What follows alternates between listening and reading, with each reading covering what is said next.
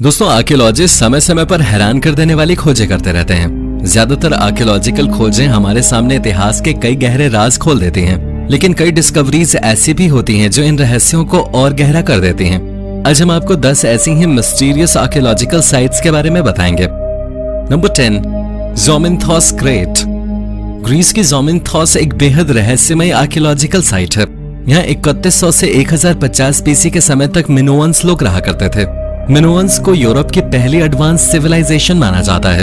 ये लोग अपने आर्ट वर्क, पॉटरी, ज्वेलरी के लिए भी जाने जाते हैं। इनकी लैंग्वेज को हम अभी तक डिकोड नहीं कर पाए हैं। यही वजह है कि ये सिविलाइजेशन पुरातत्वविदों के लिए एक बड़ा रहस्य बने हुए है। लेकिन हाल ही में ज़ोमिनथॉस से इस बात का सबूत मिला कि मिनोअन्स पहाड़ियों पे भी रहा करते थे। ये साइट समुद्र तल से 1220 मीटर की ऊंचाई पर है। इस साइट से आर्कियोलॉजिस्ट को कई आर्टिफैक्ट्स मिले हैं। यहाँ से मिले अवशेषों के अनुसार ये सभ्यता सैंटोरिनी वोल्केनो के फटने की वजह से खत्म हुए थे। Number 9, Santa Cristina well. Santa Cristina well एक रहस्यमय आर्कियोलॉजिकल साइट है। वैसे तो ये वेल पूरी सेंटा क्रिस्टीना सैंक्चुअरी का एक स्ट्रक्चर है और यहाँ ऐसी कई रोचक चीजें हैं। ये सैंक्चुअरी 1000 बीसी के समय में बनाई गई थी, लेकिन ये इतनी अच्छी तरह संरक्षित है मानो कल ही बनी हो। ये वेल एक ट्रैपेजॉइडल शेप के कुएं जैसी आकृति है। 3000 साल पहले बनी इस वेल का यूज अंदर के पवित्र स्थान को बाहरी दुनिया से अलग करने के लिए किया जाता था। प्राचीन समय में इस कुएं का इस्तेमाल रिचुअल एक्टिविटीज के लिए किया जाता रहा होगा, लेकिन साइंटिस्ट आज भी ये नहीं जानते कि वो यहाँ किस तरह की रिचुअल एक्टिविटीज किया करते थे।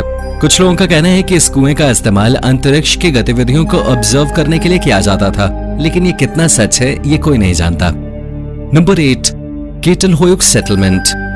तुर्की के कीटलहोयुक सेटलमेंट की खोज के बाद वैज्ञानिकों को यकीन है कि वो न्यूलिथिक एरा के कई अन्य रहस्य सुलझा सकते हैं। एक्सपर्ट्स का मानना है कि ये सेटलमेंट इंसानों द्वारा बसाया गया पहला सेटलमेंट है। यूनेस्को वर्ल्ड हेरिटेज साइट्स में ये सबसे महत्वपूर्ण आर्कियोलॉजिकल साइट है। इसे 1960 के दशक में जेम्स मिलार्ट नाम के एक ब्रिटिश आर्कियोलॉजिस्ट ने खोजा था और आज भी पुरातत्वविद हर दिन यहाँ नए और महत्वपूर्ण आर्टिफैक्ट्स खोज रहे हैं।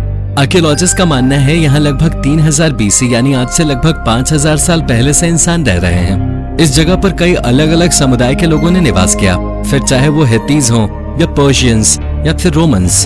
लेकिन इन सबसे सालों पहले न्यूलिथिक एरा में यहाँ 7100 बीसी के समय में लोग रहा करते थे। ये लोग मिट्टी के घर बनाया करते थे। आर्कियोलॉजिस्ट का कहना है घरों के बीच उस समय यहाँ कोई स्ट्रीट नहीं थे। लोग छतों से ही एक जगह से दूसरी जगह आया जाया करते थे। नंबर 7, मेसा वर्दे। मेसा वर्दे नेशनल पार्क में 4700 से भी ज्यादा आर्कियोलॉजिकल साइट्स हैं। इनमें 600 से भी अधिक क्लिफ ड्वेलिंग्स हैं और ऐसा माना जा रहा है कि इन्हें 550 से 1300 एडी के दौरान बनाया गया था। ऐसा कहा जाता है कि इन लोगों ने अमेरिका में लगभग 700 सालों तक जीवन यापन किया और फिर 1200 में अचानक गायब हो गए। वैज्ञानिक आज भी हैरान है कि यहाँ रहने वाले लोग इतनी समृद्ध सभ्यता को छोड़कर क्यों गए।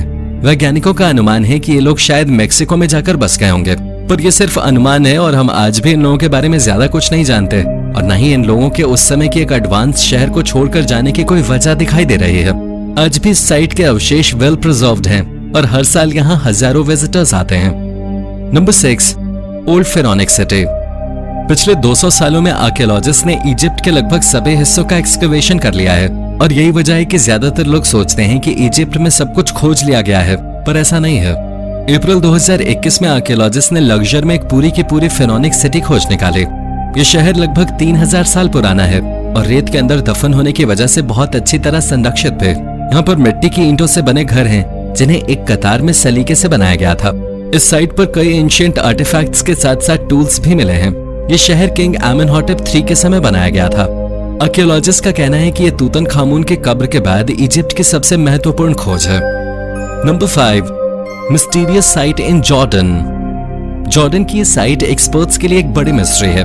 यहाँ करीब 100 से अधिक मोनोलिथ स्टोन्स पाए गए हैं। कुछ लोग इस जगह को जॉर्डेनियन स्टोनहिंज भी कहते हैं। एक्सपर्ट्स आज भी ये पता लगाने की कोशिश कर रहे हैं कि ये साइट क्यों इस्तेमाल की जाते थे। इस जगह से प्राचीन कल्टिक बिल्डिंग्स, स्टोन मेगालिथिक जिन्हें डॉल्मेन कहा जाता है, वो मिले हैं। यहाँ से प्राचीन सभ्यता के ट्रेसेस भी मिले हैं। अजीब बात यह है कि पहले के समय में रिचुअल और ब्लैक मैजिक से जुड़ी जगहें रिहायशी इलाकों से बहुत दूर होते थे। फिर इस सिविलाइजेशन में ये जगह सेटलमेंट के पास क्यों थी, ये समझना एक्सपर्ट्स के लिए भी मुश्किल है। ये साइट ब्रॉन्ज एज के शुरुआती समय की थी, यानी लगभग 5000 साल पहले, लेकिन इस साइट को समझ पाना आज भी एक्सपर्ट्स के लिए संभव नहीं है। Number 4, Stonehenge. पुरातत्वविदों ने ब्रिटेन के मशहूर और रहस्यमय स्टोनहेंज के पास नए रोड टनल की खुदाई के दौरान प्राचीन इतिहास का दरवाजा खटखटा दिया है। यहाँ मिले कांस्य युग के कब्र, नवपाषाण काल के मिट्टी के बर्तन और सी शेप के बाड़े इस बात का सबूत है कि ये जगह इतिहास का कोई औद्योगिक क्षेत्र हो सकती है। इनमें से कई आर्टिफैक्ट्स काफी रोचक हैं, जैसे शाल से बना एक अनोखा औजार। आर्कियोलॉजिस्ट का मानना है कि 4000 साल पुराना है। आर्कियोलॉजिस्ट आज भी ये नहीं जानते कि आकृतियां किसने बनाई थी। आज तक ये दुनिया के लिए एक अजूबा बना हुआ है।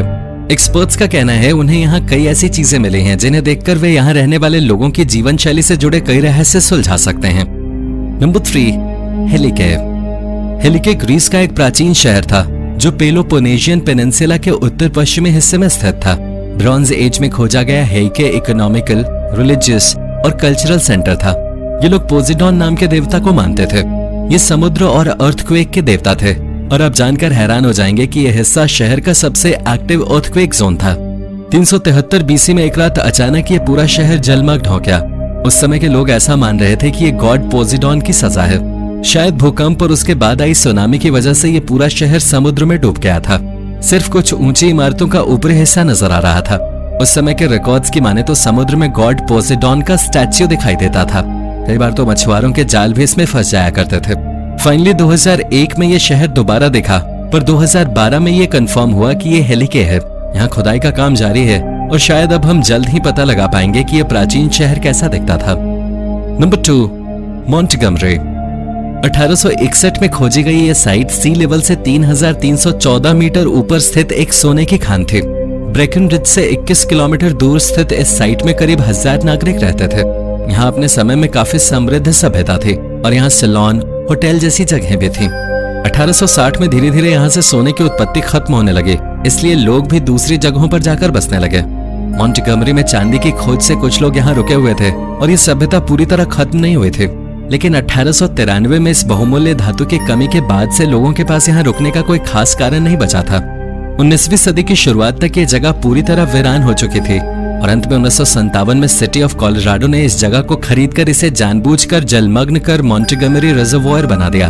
आज के समय नग्न आंखों से आप बस इस लेक और इसके आसपास के कुछ बिल्डिंग्स को ही देख सकते हैं। इस जगह को देखने पर आपको बिल्कुल नहीं लगेगा कि यहाँ कभी कोई सिविलाइजेशन भी थे। नंबर 1, ज़ैनतू। चीन की ग्रेट वॉल के उत्तर में और बीजिंग से 350 किलोमीटर दूर स्थित है प्राचीन चीनी साइट ज़ैनतू, जिसे शैंगडू भी कहा जाता है। ये जगह मंगोल रूलर कुबलाई खान के समय की राजधानी थी। इसी साइट पर कुबलाई खान ने युआन वंश की भी स्थापना की थी, जिसने करीब 100 सालों तक शासन किया। नॉर्थ एशिया में तिब्बती बौद्ध धर्म के प्रचार प्रसार में इस साइट का काफी बड़ा रोल था, जो कि आज भी कई जगहों पर माना जाता है। ये प्राचीन चाइनीज फेंग शुई स्टाइल में बना हुआ था। इस साइट पर कई धार्मिक स्थल थे, मकबरे, खानाबदोश शिविर और कैनाल्स पे थे। मार्को पोलो 1275 में ज़ैनतू आया था और उसने यूरोपीय लोगों को यहाँ की समृद्ध सभ्यता के बारे में बताया। 1369 में इसे जू युआन जियांग ने जीत लिया। अलग अलग कल्चर्स के बीच फ्यूजन की वजह से 2012 में इसे यूनेस्को की तरफ से वर्ल्ड हेरिटेज साइट का दर्जा दे दिया गया। हमारी ये जानकारी आपको कैसी लगी और इनमें से कौन सी आर्कियोलॉजिकल साइट आपको सबसे रोचक लगी? अपना जवाब हमें कमेंट में जरूर बताएं और ऐसे ही अन्य रोचक तथ्य जानने के लिए और हमसे जुड़े रहने के लिए हमारे चैनल को सब्सक्राइब करना न भूलें।